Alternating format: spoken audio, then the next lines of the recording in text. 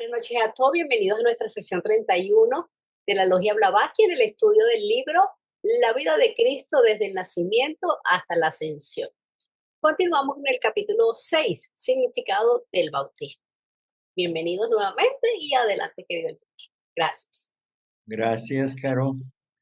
Bienvenidos todos a una nueva sesión del estudio de la vida del libro de la vida de Jesús o de Cristo.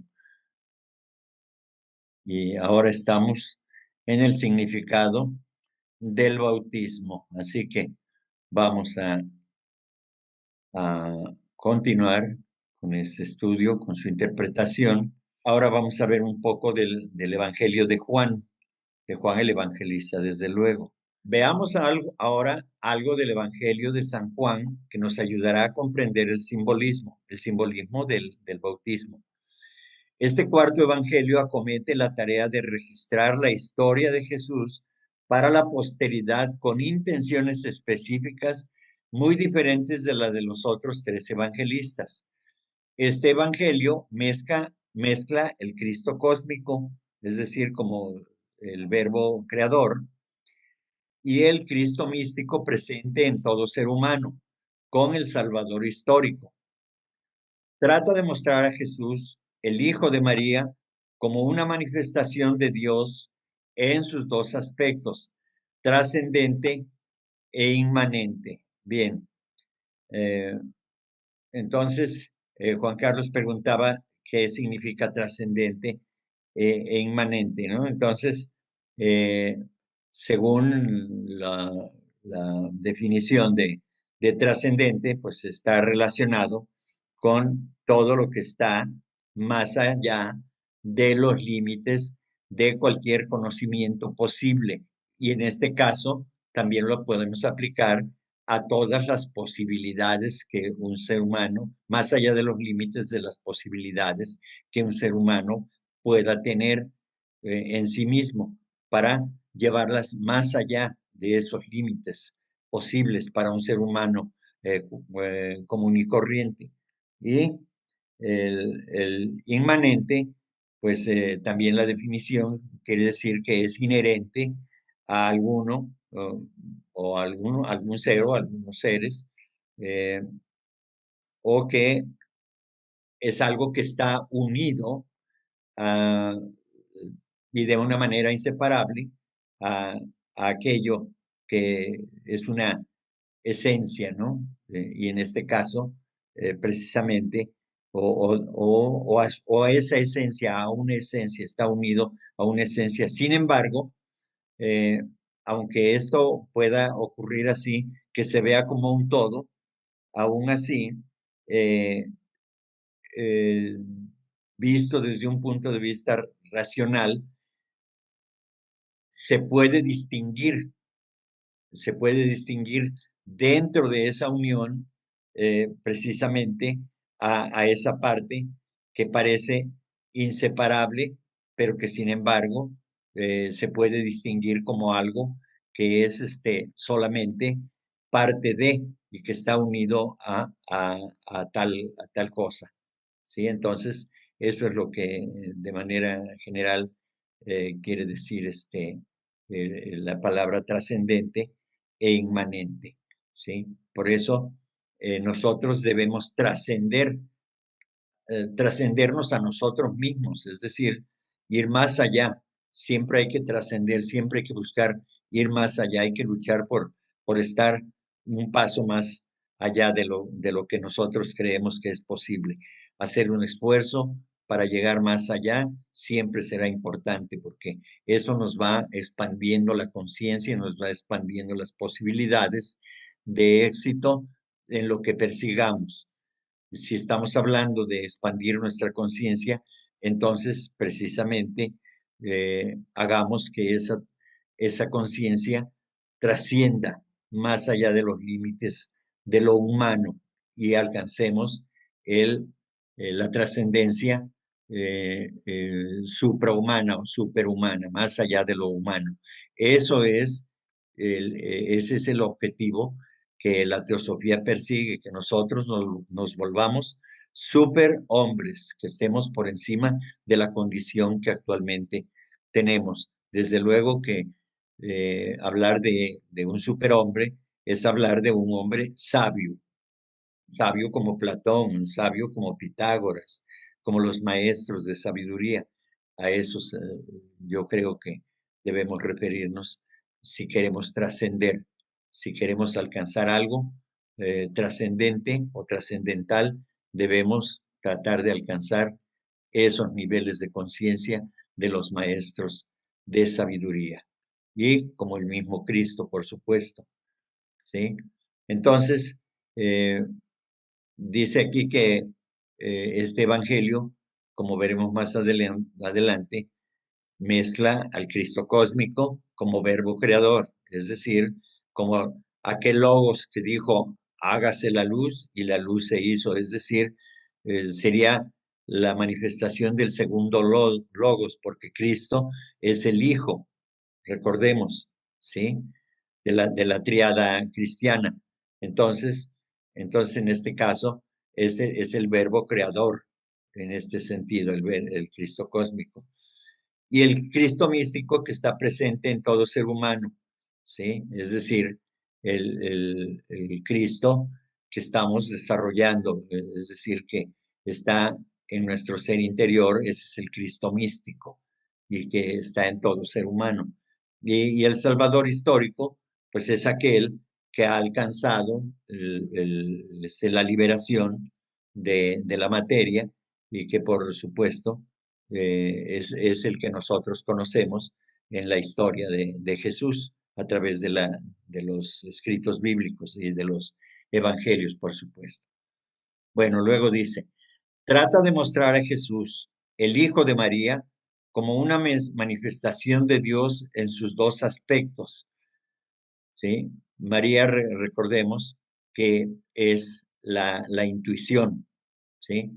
Entonces, María en este caso, o Jesús en este caso, como su hijo, entonces ese hijo está accediendo también a esa posibilidad de manifestarse a través de la intuición.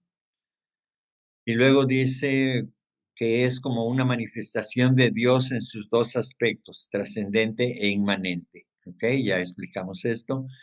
Y al efecto escoge los episodios de la vida de Jesús que mejor se prestan para esta clase de presentación y también añade mucho que no se encuentra en los otros tres evangelios.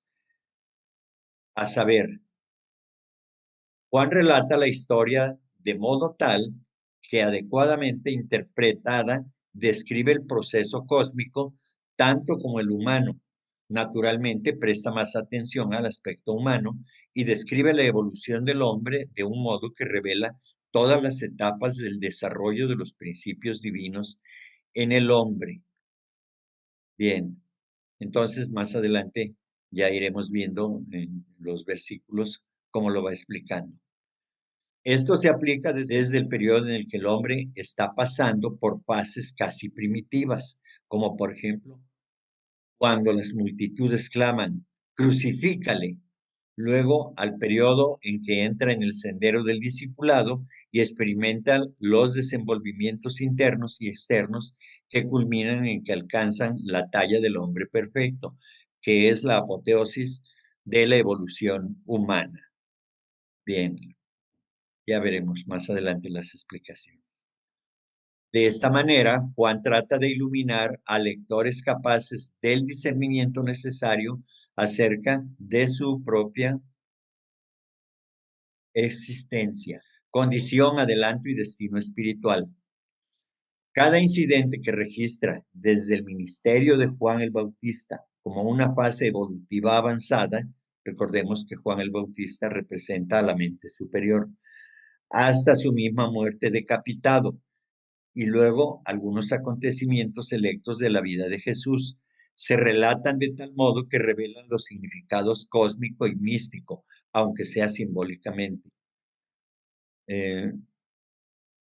Más adelante vamos a ver cuando dice que Juan es decapitado, sí, porque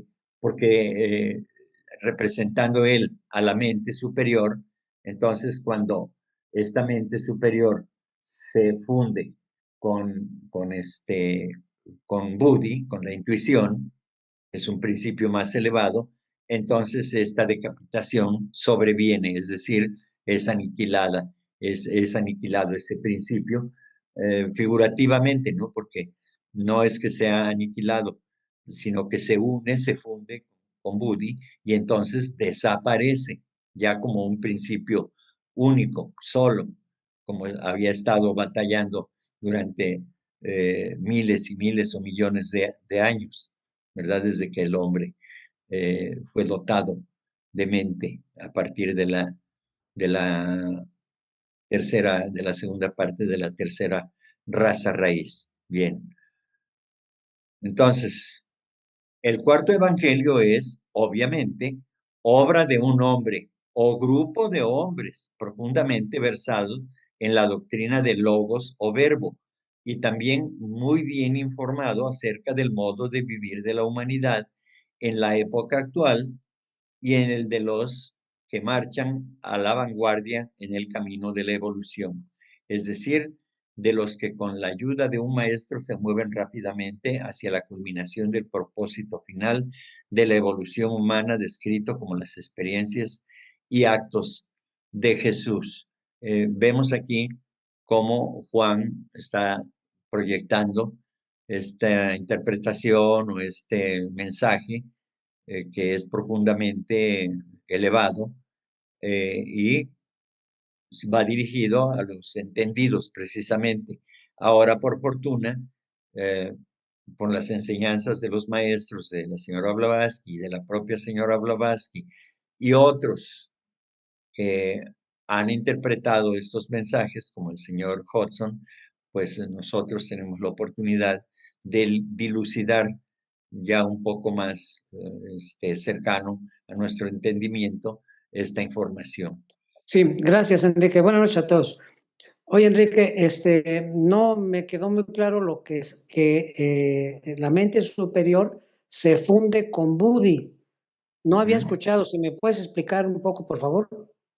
Sí, ya lo hemos explicado aquí mismo en estas sesiones, precisamente que cuando la mente superior logra ya absorber a la mente inferior y se hace una sola y entonces se vuelve esa mente brillante llamada Hijas. Taihasi, ¿sí? O sea, la mente brillante, es entonces que se ilumina ya con el poder de Buddhi, ¿sí? Y es entonces cuando se unen y de esa unión resulta el cuerpo causal. Esto lo explicamos hace muchas sesiones cuando empezamos con este estudio, ¿sí? Entonces, la mente superior, es decir, el alma humana, prácticamente se funde con el alma espiritual. Y entonces, Sí. entonces Buddhi y mana superior, con el cuerpo causal, forman el alma espiritual, ¿sí? Y el alma humana ya desaparece. El alma humana somos nosotros en este momento, ¿sí? Que a veces estamos, bueno, no a veces, casi de manera general, toda la humanidad estamos más bien en el alma animal, ¿no? Entonces, por lo de las emociones. Pero sí, la mente superior es el alma humana.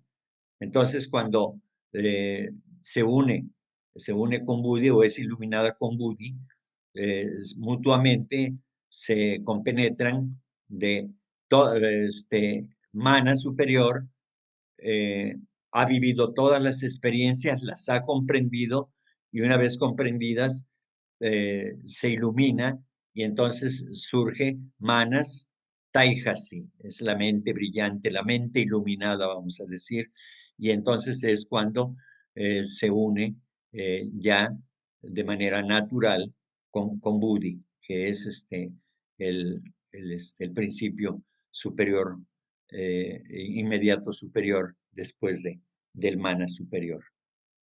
Eso es todo. Oye, Enrique, Eso sucede con ciertos seres, ¿verdad? No con cualquier ser, con seres muy avanzados, Sí, por porque supuesto. tengo entendido que nosotros como seres comunes, pues al desencarnar, pues vamos, lo que entra de Bachán es precisamente la mente superior, ¿verdad? Sí, sí, pero vamos a decir, eh, libre, o sea, la cosecha que la mente superior, eh, una vez que se establece como estado de conciencia, son todas las buenas obras, todos los pensamientos más Sí, sí. elevados, todas las acciones más puras de las que sea capaz un ser humano, son las que se manifiestan en ese estado de conciencia, de Bachán. ¿Sí? Ujú. Eso es lo que pasa. Es por eso que los grandes seres como Jesús, pues ellos no entran a Devachan porque no lo necesitan, ¿verdad?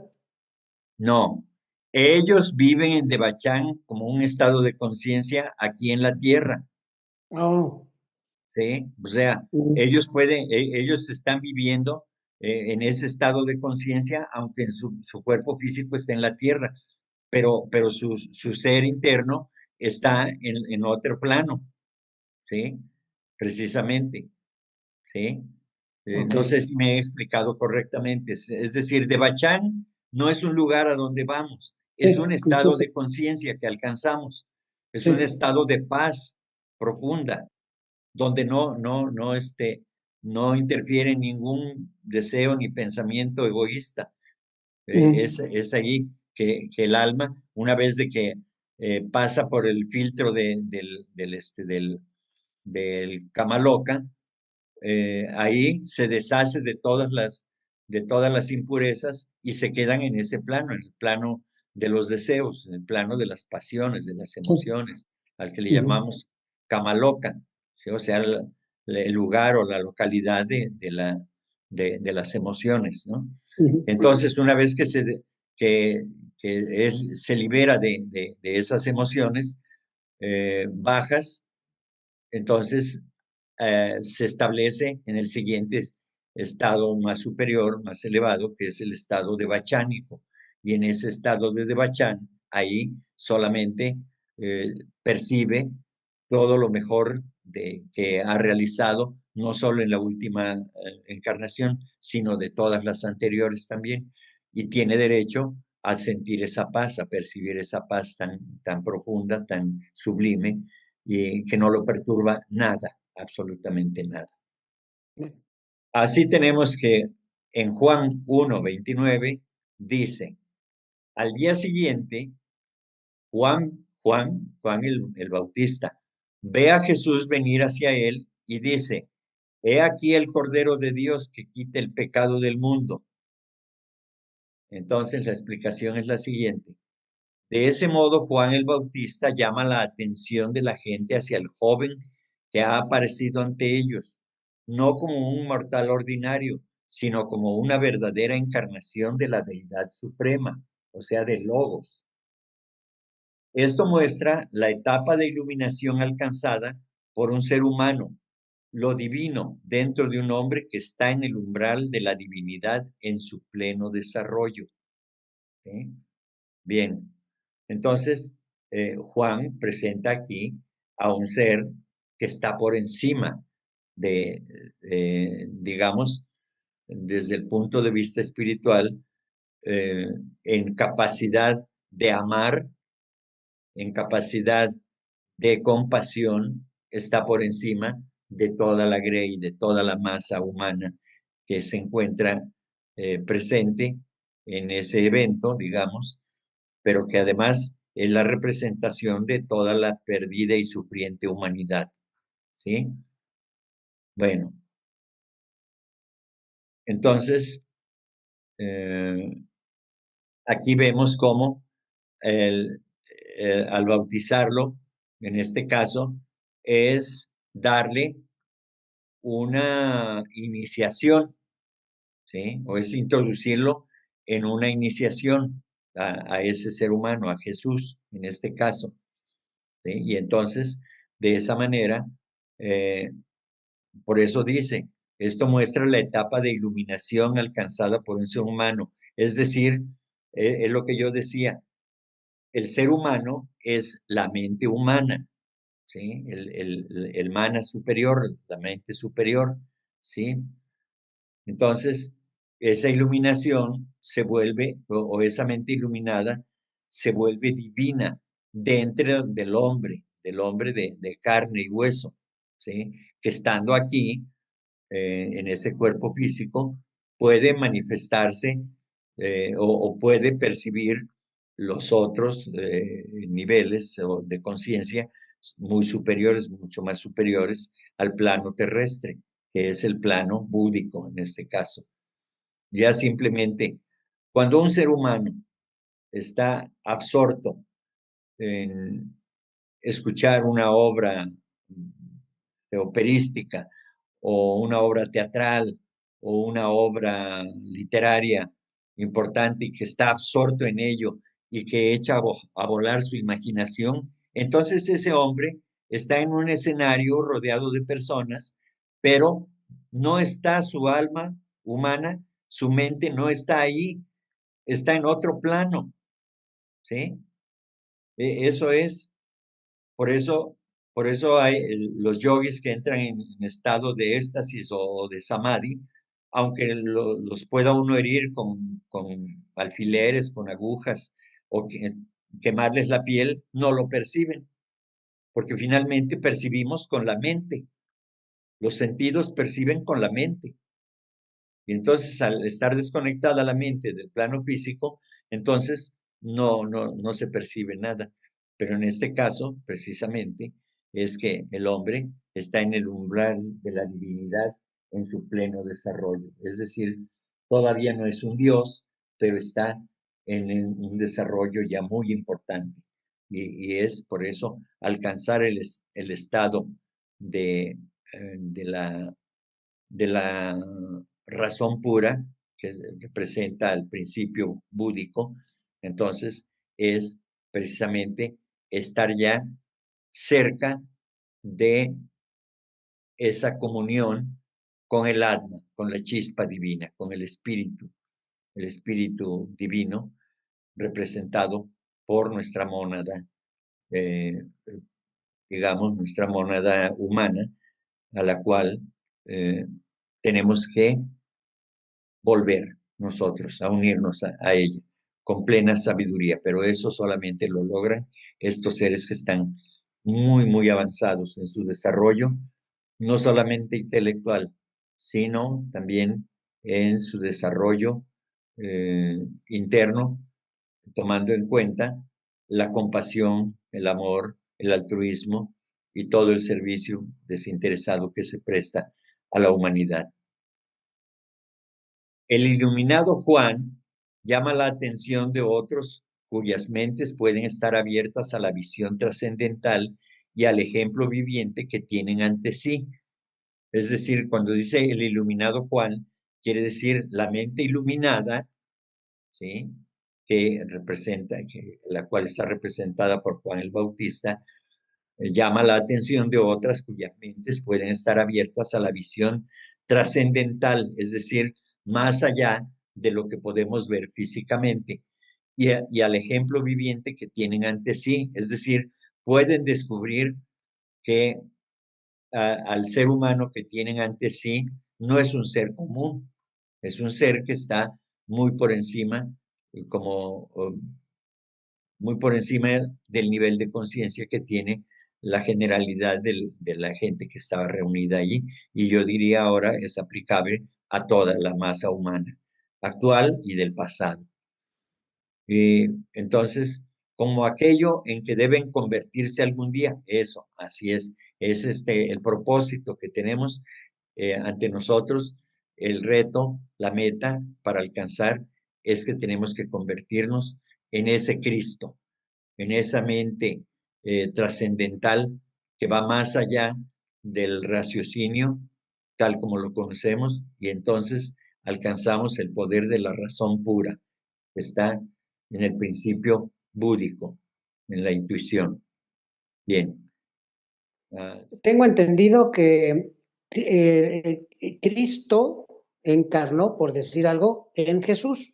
Sí, Ajá. Entonces, todo lo que está sucediendo no le está pasando al Cristo, porque Cristo y no, de por sí ya había pasado por todo, por todas como las iniciaciones. Él no necesitaba iniciaciones. El que está no, recibiendo las iniciaciones es Jesús. sí, sí, Ah, así y es, son, sí, por decir, como ejemplo para nosotros, ¿verdad? Como para sí, mostrarnos el camino sí, sí, a eso, ¿verdad? sí, pero también ahí se está representando la vida por la que pasó el Cristo, igualmente. Pues, Ah, es decir, Jesús alcanzará el estado crístico, ¿sí? Es decir, el ungido. Ahora enseguida les voy a leer el significado de, del Crestos y el Cristo, ¿no? Entonces, dice, dice así para que quede claro, ¿sí? Dice, porque es que todo esto de la palabra esta que empieza con cres o cris, también pues tiene. Dice eh, hay la palabra cresterium, que es de origen griego. Cresterion no es solamente el lugar de un oráculo, sino también una ofrenda para o por el oráculo. Y luego otra palabra, crestés, con che, ¿sí? Diría crestés, pero bueno, se pronuncia crestés según yo. Crestés es el que explica los oráculos, un profeta y adivino. Y cresterios es el que sirve a un oráculo o un dios. El primer escritor cristiano, Justino Mártir, en su primera apología, denomina cristianos a sus correligionarios y dice, solo a la ignorancia es debido que los hombres se titulen cristianos en lugar de cristianos, dice Lactancio en una obra que escribió. Dice, los términos Cristo y cristianos que originalmente se escribían cres y cristianos fueron copiados del vocabulario del templo de los paganos. Crestos significaba en dicho vocabulario un discípulo puesto a prueba, un candidato para la dignidad de hierofante. Cuando el aspirante la había alcanzado por medio de la iniciación, largas pruebas y sufrimientos, y había sido ungido, esto es, frotado con aceite, como lo eran los iniciados, y aún, eh, y aún las imágenes o ídolos de los dioses, a modo de último toque de la práctica ceremonial. Se cambiaba su nombre en Cristos, o sea, este Crestos que pasaba las pruebas, que era el discípulo, se convierte en Cristos, el purificado, el en lenguaje del misterio o esotérico. Cristos significa el purificado.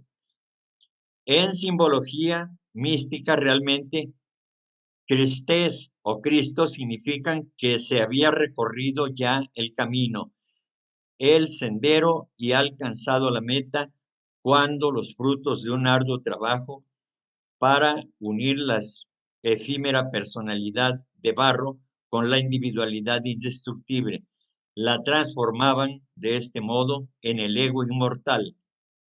Al término del camino está el crestés, el purificador, y una vez llevada a cabo la unión, el Crestos, el hombre de dolor, ¿sí? Lo que significó Jesús en la pasión de Cristo, como se le llama. El Crestos es el hombre de dolor, se convertía en Cristo mismo, ¿sí? Es decir, ya ya purificado después de pasar por todas las pruebas de dolor que pasó, por eso se le llama el hombre de dolor, a Jesús, porque era un Crestos, es decir, era un discípulo que estaba tratando de alcanzar la condición de Cristo, es decir, la purificación de su ser, de todo su ser, contando también al cuerpo físico, desde luego. ¿Sí? Entonces, esto eh, creo que nos dará un buen aporte para poder comprender mejor a lo que nos referimos con lo de Jesús y Cristo, ¿sí? Entonces Jesús era el discípulo, era el Crestos, era el discípulo de Cristo y estaba tratando de alcanzar ese estado crístico, por supuesto. Oye, Enrique, purificado y ungido sería más o menos igual, lo mismo. No, es ungido como un homenaje, porque ya ha sido, ya merece ser ungido con las esencias, eh, Ya. digámoslo, espirituales que contienen los aceites con los que eran ungidos. Ujú. Ok, gracias. Es, si la purificación es interna, recordemos, es Sí. espiritual, no es Ujú. solamente del cuerpo físico, ¿sí? Ya. Y simbólicamente se le ungía precisamente porque ya merecía ser ungido, es decir, untado con esos aceites, No, no ya. para purificarlo, porque él ya estaba purificado, ¿ok? Ujú. Bueno, esto lo hace en forma simbólica. Ahí está la respuesta. Esto es simbólico. El primer símbolo que utiliza es el de el Cordero de Dios. ¿Verdad? Recordemos que dice, Cordero de Dios que borras, quitas el pecado del mundo. Aunque generalmente un corderillo evoca la imagen de una criatura sin mancha, juguetona y espontánea, para el pueblo judío tenía otros significados. Uno de esos era el de la promesa de supervivencia tribal, o sea, de su tribu o de su raza, ¿no? A la que pertenecían. Pues sus antepasados eran pastores, o sea, se tenía que seguir con la tradición, ese era el simbolismo. Un cordero era no solo la posesión más altamente apreciada, sino que también lo consideraban como el don y sacrificio más altamente valioso que podían ofrecer. Era pues para los judíos un símbolo de la máxima entrega de sí mismo en adoración. Y recordemos que en esas tierras desérticas, eh, criar ganado, en este caso, criar corderos,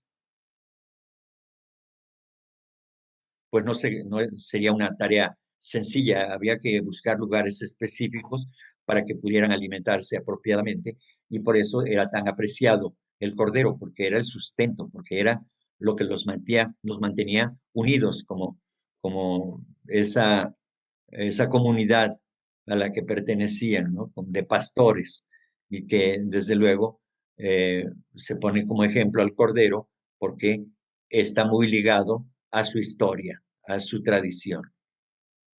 Bien. Con un sentido parecido, se consideraba que Dios hizo el sacrificio, o sea, la ofrenda de su único hijo, concebido y ofrecido divinamente con el fin de que la humanidad pudiera trascender su índole mortal y pecaminosa y fuera redimida por el Cordero de Dios. ¿Sí? En este caso, Jesús es el Cordero de Dios.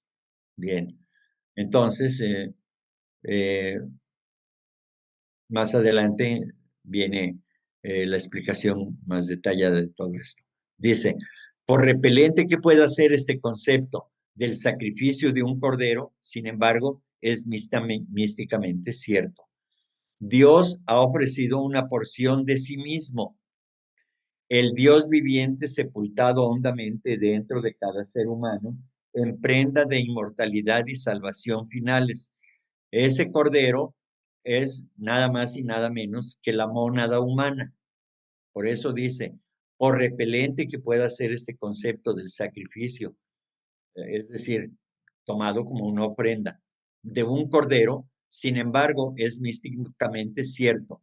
Dios ha ofrecido, o sea, es la ofrenda, una porción de sí mismo, es decir, del absoluto, ¿sí? Surge la chispa, que es Atma o la mónada humana. El Dios viviente sepultado hondamente dentro de cada ser humano, en prenda de inmortalidad y salvación finales, como dice San Pablo. Nosotros somos santuario de Dios vivo. Esto en Corintios, en la segunda de Corintios, versículo 6-16. Entonces, precisamente nosotros como mónadas somos ese santuario de Dios, como esa mónada que está evolucionando a través de nuestra mente, a través de nuestra alma humana. Lo que acentúa este evangelio no es la persona corporal de Jesús, sino el fragmento divino sacrificado, o sea, ofrecido en todo ser humano, la naturaleza divina inherente como una realidad, la presencia de Dios imperecedera y siempre inmaculada en todo hombre. El Señor del universo permite que una porción de sí mismo, su Hijo, el Señor del universo es el logo solar, pero el espíritu, no el sol, sino lo que le da vida al sol, que nos beneficia con su energía. Repito, el Señor del universo permite que una porción de sí mismo, su Hijo, quede incorporada en una forma aprisionada y entronizada en materia, es decir, el atma o la mónada divina que está en nosotros queda aprisionada y entronizada en la materia. Bien, si tenemos tiempo. Dice en Juan 1:30, este es por quien yo dije, viene un hombre detrás de mí que se ha puesto delante de mí porque existía antes que yo. Vean aquí cómo se manifiesta el asunto claramente el asunto de la reencarnación, ¿sí? Porque dice, porque existía antes que yo. ¿Eh? Es decir, porque tiene una evolución mayor en este caso. Dice, esta es la continuación, dice la explicación, esta es la continuación natural de las palabras que Juan el Bautista estaba dirigiendo a los que le rodeaban. El hecho de que él sabía quién era Jesús, gracias a su percepción intuitiva superior, indica que se puede considerar a Juan como personificación de los vehículos de la conciencia humana, a saber, la mente superior, en un estado superiormente evolucionado. Es lo que ya habíamos comentado. La mente superior, en un estado superiormente evolucionado, quiere decir una mente superior iluminada. Bien. En Juan 1:31 dice, y yo no le conocía, pero he venido a bautizar con agua para que él sea manifestado a Israel. Y Juan dio testimonio diciendo, he visto al Espíritu que bajaba del cielo como una paloma y se quedaba sobre él. Ahora viene la explicación. Así como Pablo escribió a los Gálatas 4:19, que Cristo ha de formarse en nosotros dentro de nuestra conciencia, así San Juan escribe sobre el bautismo en términos similares, poniendo en boca de Juan el Bautista estas palabras, con las cuales admite que sus poderes proféticos estaban imperfectamente desarrollados, ya que no conocía a Jesús, aunque le había visto antes. Pero yo tengo mi propia interpretación, ya desde el punto de vista del desarrollo del Bautista, ¿sí? También yo creo que quiere decir que no le conocía porque Jesús era la representación de Budi, mismo Budi o misma intuición que no había alcanzado todavía el Bautista, ¿sí? Entonces, eso se puede interpretar, según yo, también de esa manera. Bueno, Dice luego, los poderes proféticos inherentes en el yo espiritual de todo hombre, en su vestidura de luz, es decir, el cuerpo causal, han de pasar por un desarrollo gradual y emerger como percepción intuitiva directa. Es decir, ya no hay que indagar. La percepción intuitiva indirecta es resolver las cosas, los problemas, porque se tiene la, la capacidad de ver directamente a través de la intuición, ya sin estar en trabajos de interpretaciones. Ya no hay interpretación, solamente aparece el hecho como una verdad, como una realidad. Luego dice, es evidente pues que Juan estaba en el umbral de este estado, vean como él no había llegado a ese estado, y que algo más adelante reconoció y reverenció y bautizó a Jesús y presumiblemente también vio, entre comillas, el descenso del Espíritu Santo sobre Jesús en forma de una paloma. La diferencia en estatura espiritual entre Jesús y Juan se indica bien en la historia de ambos. Juan hablaba intrépida y francamente contra la maldad de los magnates y a eso le debió el ser ajusticiado.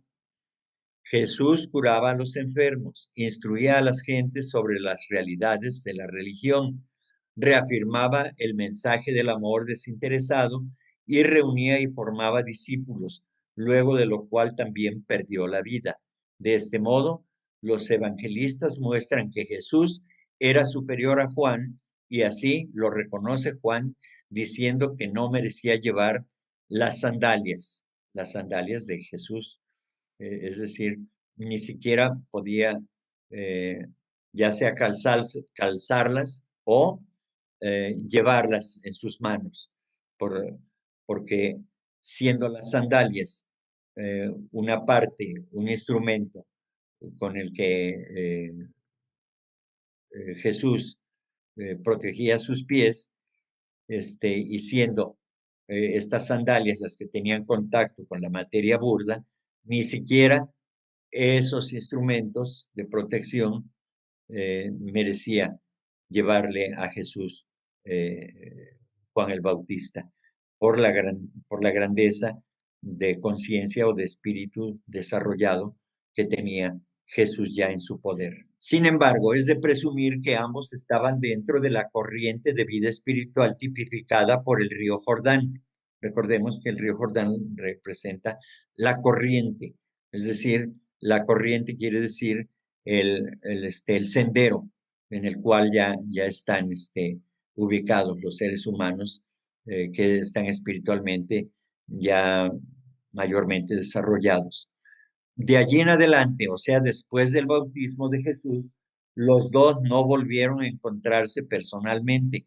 Es decir, ya como personas vivientes en el plano terrestre, no volvieron a encontrarse personalmente, pero tampoco volvieron a encontrarse desde el punto de vista de las conciencias, porque una vez que un ser humano se establece en un estado de conciencia tan elevado, entonces hay una gran separación entre una conciencia intelectual y una conciencia espiritual, que son cosas totalmente diferentes y separadas por un abismo. ¿Sí? Entonces, sea como sea, Juan cumplió su dharma, es decir, su misión de llamar a las gentes a convertirse, de bautizar a Jesús, de condenar el adulterio y de dar su vida antes que pagar tributo verbal al poder temporal. Bien, las espléndidas figuras de Jesús y Juan el Bautista personifican a aspirantes que en distintos grados y a través de los tiempos avanzan hacia su gran meta evolutiva, es decir, a identificarse con el yo supremo representado por la mónada divina que está en cada uno de nosotros, amparándonos en todas y cada una de nuestras acciones. De hecho, si vemos una imagen de un volcán o de una montaña grandiosa reflejada en un lago, en las aguas de un lago, entonces veremos como la cúspide del volcán se convierte en la parte más baja. Reflejado en el agua, se ve invertida totalmente la imagen, y es entonces la representación de ese Atma que está personificado, que está presente en cada uno de nosotros. Lo más elevado está representado en lo más bajo de nosotros, que es nuestro cuerpo físico, finalmente. Oye, entonces una vez que Jesús y Juan ya no se encuentran más porque ya no se necesita, ¿verdad? Ya cumplieron su misión, Exacto. ya terminaron con su papel lo que tenían que hacer. Así Es por es. eso que ya no se encontraron porque ya no era necesario. Así es. Y es Ok, lo nada más. mismo, sí, y es lo mismo de la representación, es decir, la mente superior cumple su meta, su misión de elevar a la condición de búdica al ser, ponerse en contacto con el principio búdico, y entonces ya no tienen esa relación que tenían, ¿sí? La mente superior solamente fue el camino para alcanzar el inmediato grado superior, que es el plano o la conciencia búdica. Entonces yo lo interpreto también así. Sí. Muy bien, muchas gracias a los. Feliz descanso.